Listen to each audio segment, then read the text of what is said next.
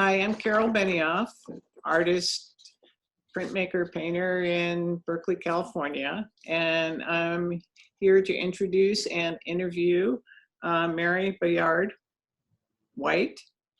She's a Bay Area sculptor, art educator, art colleague, friend, and neighbor in West Berkeley. Mary was the coordinator and instructor of the glass area of the San Jose State University Spatial Arts Glass Program from 1985 to 2005. One of the first women in the country to run a glass program at a college level. After retiring, or rewiring as she says, Mary designed and completed an 18-foot flood level marker project in Boulder, Colorado with collaborative interdisciplinary team of scientists, artists, engineers, city officials, and ecologists. From 2002 through 2013, she was co-chair of the Crucible Glass Department and helped develop the Crucible Glass program in Oakland, California. 2009 to 2010, she was a visiting Fulbright scholar and lecturer at the National College of Art and Design in Dublin, Ireland, working with students and Craft Council of Ireland cohorts for 2 semesters. 2013 through 15, she taught ecology and art at St. Mary's College. Mary earned her MFA in glass, her BFA, and in ceramics, and secondary teaching credential with art major, English minor at the California College of Arts and Crafts in Oakland. Her current activities include serving as a board member for the Woman Echo Art Dialogue Group. Most current projects include constructing a large outside metal glass sculpture installed on San Antonio Road in Mountain View, California in 2018, commemorating the birthplace of Silicon Valley, teaching glass at Ghost Ranch in New Mexico, and collaborating with the Grand Bayou Akataka tribe south of New Orleans to design and fabricate 10 stained glass windows for their new church after their first church was destroyed by the Katrina hurricane. Please tell me about your background and first indications you might become an artist. Well, thank you, Carol. I came from a traveling background. My father is a geographer. So we moved from Haverford College campus outside of Philadelphia, very idyllic, to Chicago when I was 8 years old, to the South Side, and we went to the Hyde Park Art Festival. I think that's the first time I'd seen so many people making art at one time outside. And I set up an informal, we lived a block away, a card table to show my enameled earrings and my drawings and my horse portraits, and I sold lemonade. And I think that I really was drawn to that world. I wanted to have a booth in the Hyde Park Art Festival at 9. My father was a college administrator and water resources geographer and academic, and my mother's training was in political science, worked for the labor board. So they were pretty cognitive, but they saw my kind of non-cognitive kinesthetic approach, and they encouraged me towards art and craft making. And then in high school, I still hadn't really decided I wanted to become a sociologist because I'd read The Lonely Crowd by David Reisman. And I thought that my best contribution would be as a academic and a teacher, but I wasn't very good at academics. It was too fidgety. And my community, the community building part of art making attracted me. So in high school, I went to a Quaker boarding school in West Branch, Iowa. And the art teacher had a big influence on me, which I might talk about in a few minutes. And I think being raised in a Quaker environment, visual arts wasn't really encouraged. Direct service was encouraged. And so I thought that teaching art would be a way to bridge art and social art making and social action. Oh, thanks. So who were your influences along the way, and what threads, choices, circumstances shaped your voice and vision? Well, I was lucky I had multiple people and places to influence my way. So in a way, you know, as a geographer's daughter, the place was as almost as important as the people. My parents traveled internationally, consulting with the UN and other organizations on water resources. So they were a huge influence in terms of my interest in natural environment. And also, they worked with the American Friends Service Committee. So that was another interest in issues of pacifism and trying to find conflict resolution. My high school art teacher at Scattergood boarding school in West Branch, Iowa, had a huge influence. There was a beautiful room in the little tiny boarding school. It was a farm school. So not only did I learn about how to milk cows and can food and keep a farm, I also drew all the animals. We had chickens in the art room and a photo lab. It was a pretty amazing little place.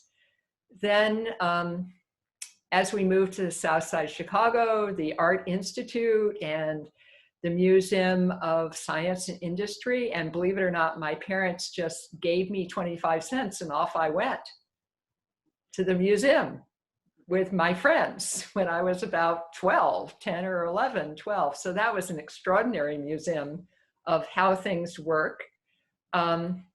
Later, we went in the summers to a working ranch in Boulder, Colorado, while my father wrote, and I got to take care of the animals. Later, I went to boarding school in Oxford, England for a year. So again, that was like to learn about other cultures and learn how to get along with people of different backgrounds.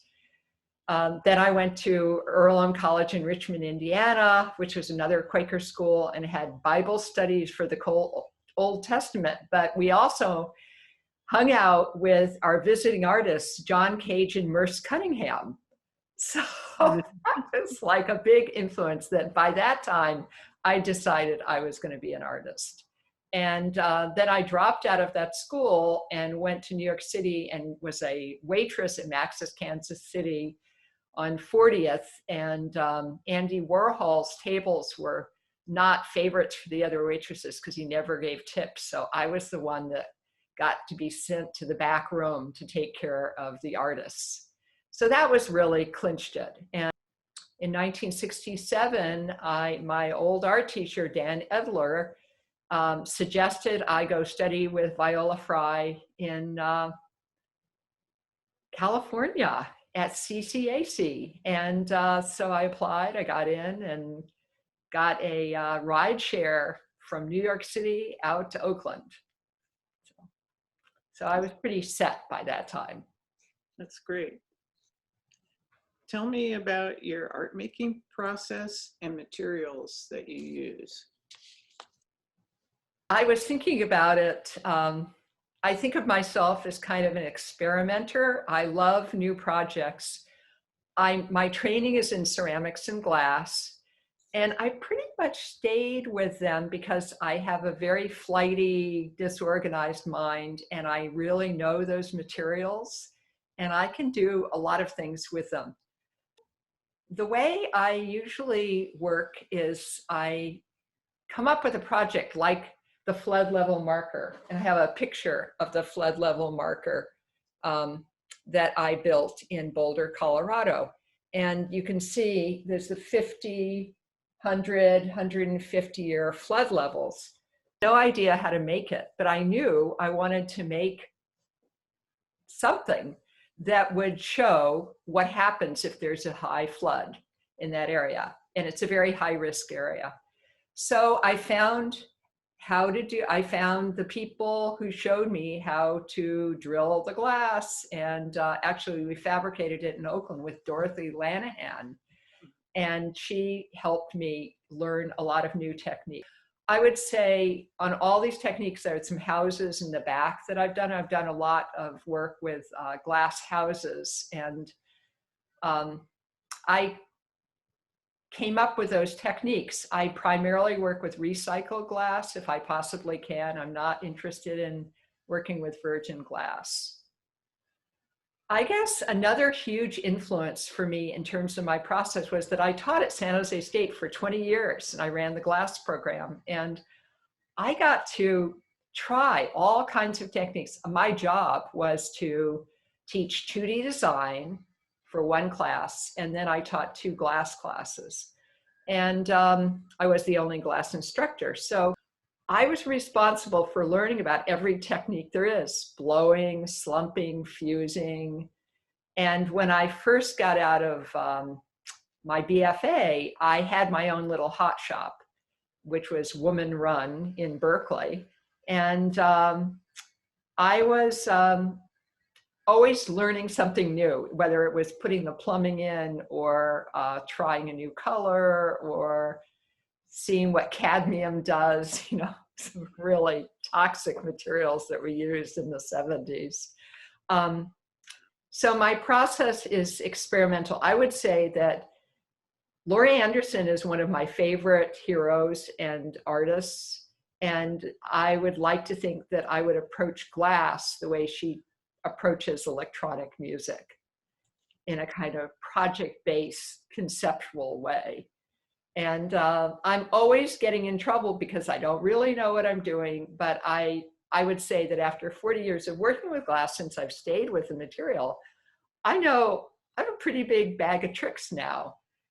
Also, I guess I also taught, in the 70s, I taught at Oakland High School. So I taught design and graphics. So I've got printing skill, silk screening skills a little, and a lot of 2D design skills. And so I just pull whatever out that I need for that project and then try to put it together. That's great. We'll move on to the next question. What are you working on now? So I've moved from, my first work was small functional blownware in the 70s. And it evolved into bigger pieces and hardly any, I don't do blown work really anymore, and to more sculptural pieces and to public art pieces. So I've got a couple projects I'm working on right now.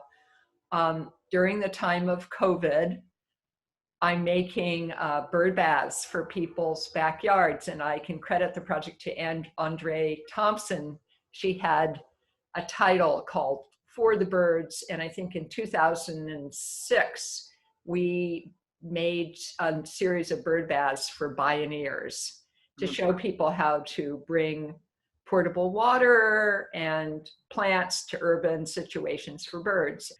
I've had bird baths, I've been making them for a long time, but this year I decided people are at their homes, they're watching the wildlife in their backyards more, and particularly this year, animals need water sources. It's hard to find water sometime in the urban environments. I get little solar pumps, and I salvaged probably 80 feet of old window panes from the Miraflora greenhouse in Richmond before they tore it down. And I've been making metal and glass bird baths. Then I'm also working on a project with a film. And again, I'd love to try other materials, but I'm really not that good at it. But my partner was an atomic vet and a machinist, and he was in 20 atomic blasts before he was 18 out in the South Pacifics in the Bikini Islands. And so Christina Bertia and I did a film about him a number of years ago, but we've shot I've shot some more, gotten some more footage shot, and I would love to help his part of it be part of a film about young people who've gone off to war without really knowing what they were getting into and how it has affected them. And in my partner's case, he basically died of the radiation which he received when he was 17 and 18. So that's another kind of ongoing project that I'm working on. And I'm looking for another flood level marker project. Sacramento is a good candidate. They need some more flood level markers because they built in a lot of the floodplains in that area. That is true. Okay. Our last question. What are your hopes for the future and what keeps you making art? Well, I think the future of the glass arts is pretty risky right now. The CCAC program is changing. I was there the first year that they set up the program, and it's now, they're now moving, and it's not clear how much of a glass program they're going to have. The whole area of working with materials that are environmentally sustainable is really important. I've been on the board of the Women's Eco Art Directory, Eco Art Dialogue now, WEED, for a long time. And I think that's really influenced my work and what I will do for the future, because using materials that are sustainable and not melting fresh molten glass using gas to heat the glass is something that I don't really want to do. I put solar panels on my roof, and I have enough power, it's a grid feedback, to run all my kilns. So I basically am not using more than I can collect from the sun for my kiln use. And I'm not sure what I will be working on, but I know it will have some kind of environmental and social meaning for me as a contribution to making our planet and our life more connected to the natural world. Thank you, Mary. That was great. Thank you.